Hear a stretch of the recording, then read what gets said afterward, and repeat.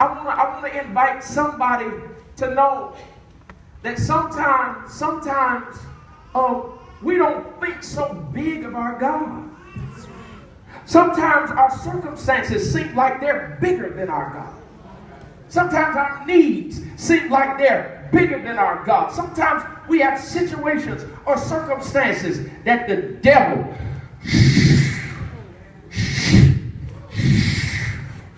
blows it up where it feels like it's way bigger than our God. I want to say to somebody, you need to hit reset.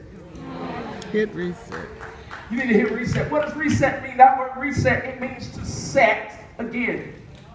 That word reset, everybody, it means to move something back to its originally intended place. To reestablish, to realign, to get back in order. And listen, I want to say this for whoever it's for, that there are lots of dysfunctional Christians.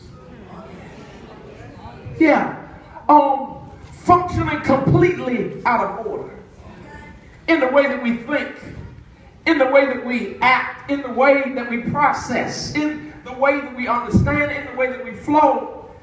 And at the end of the day, has anybody ever had a knot in your shoelaces?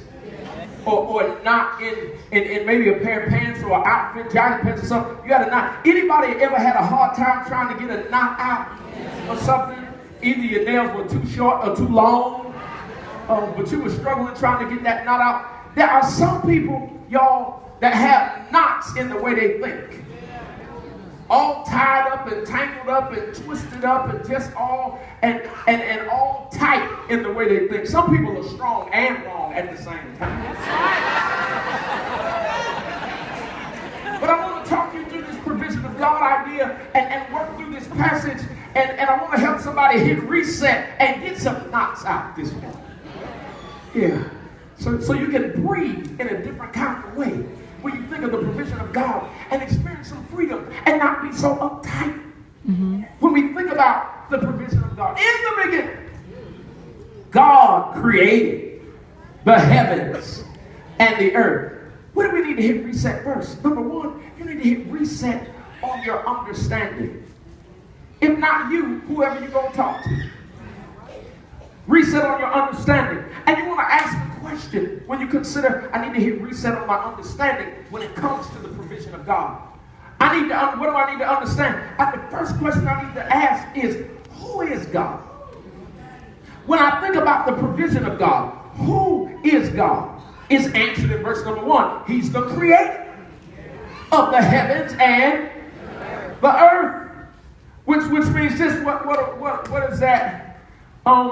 I need to understand God is the creator of the heavens and the earth. So when I think about the provision of God, and sometimes when I'm at my house and I'm looking at my circumstances and I'm looking at my resources and I'm looking at my obligations and I'm looking at my responsibilities and I'm looking at vision and I'm looking at opportunities and possibilities and needs and circumstances, before I allow any of that to consume me, I need to understand who I'm rolling with.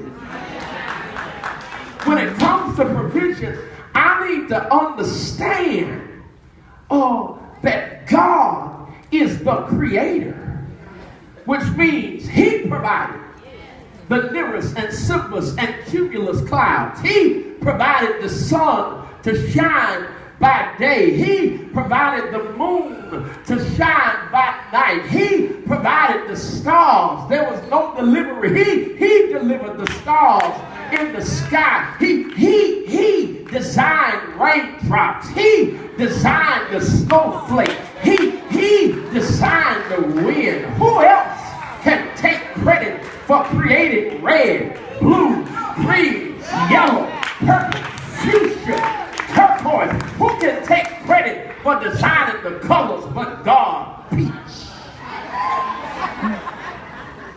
Who created apples and oranges and mangoes and grapefruit and stop shout when I call out your fruit? Who created plums I can get sophisticated kiwi and start and in Florida, kumquats, the little baby oranges. Watermelon.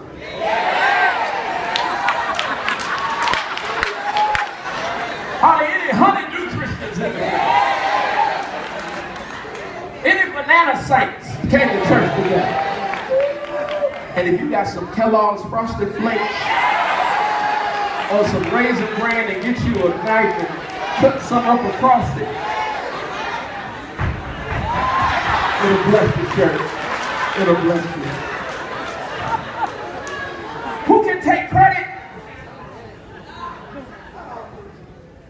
Oh, Psalm 139 says you're fearfully and wonderfully made. Which means this, you weren't just born, you were made. You were made. You make cake. You make dressing. You make macaroni and cheese. You make, come on, sweet potato pie. You make, yes, call it out. Just start calling out your stuff. Peach cobbler, caramel cake. The saints just need to start yelling out stuff. That's when me and you will make, but he says you were fearfully and what God made. And when God looked at you when he was finished, he said, that's wonderful. Yeah, you're not arrogant, but just look at the person next to you and tell them, you're wonderful. That's right. Now, I know you really wanted to say you are, but that would be You're wonderful. Here's the picture. God provides at levels that are above our pay grade. God provides grass and God provided cows and God provided chickens. Where would you be without the chicken?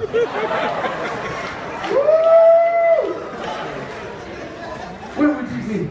Some of y'all are honest enough to admit that if it had not been for the pig who was on your side.